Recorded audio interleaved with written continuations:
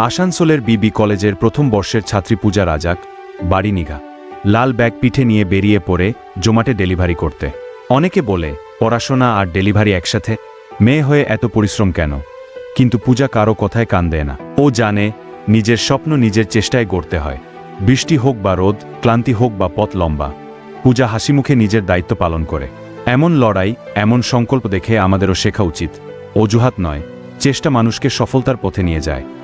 যে মানুষ নিজের স্বপ্নের দায়িত্ব নিজে নিতে শেখে, তাকে থামানো যায় না। আর ভিডিওটা যদি আপনাদের ভালো লেগে থাকে তাহলে অবশ্যই শেয়ার করুন। হয়তো পূজার গল্পটা আরেকজনের মনেও নতুন সাহস জাগাবে।